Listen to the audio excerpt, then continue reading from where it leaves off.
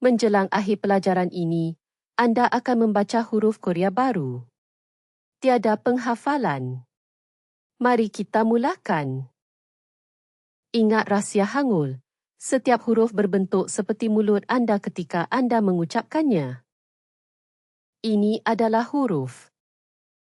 기억, Ia berbunyi seperti G garis miring K. Tempatnya adalah belakang lidah. Sekarang tambahkan dokal dan dengar.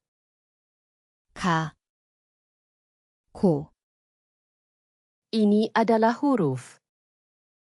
니은, Ia berbunyi seperti N.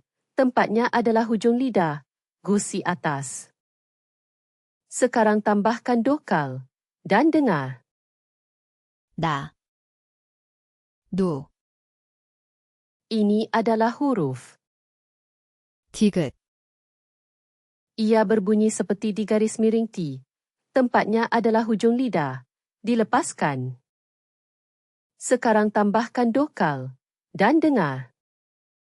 다, 도, Gabungkan konsonan dan dokal dan anda akan mendapatkan suku kata. Seperti blok binaan.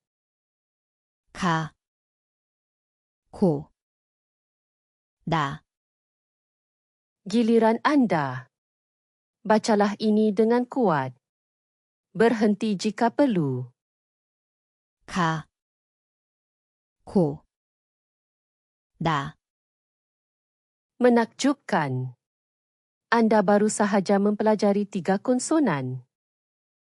Anda sudah boleh membaca lebih banyak Korea daripada semalam. Sekarang kunci dalam. Pergi ke korean.wiasum.com. Latihan percuma. Tiada pendaftaran. Pautan ada di bawah.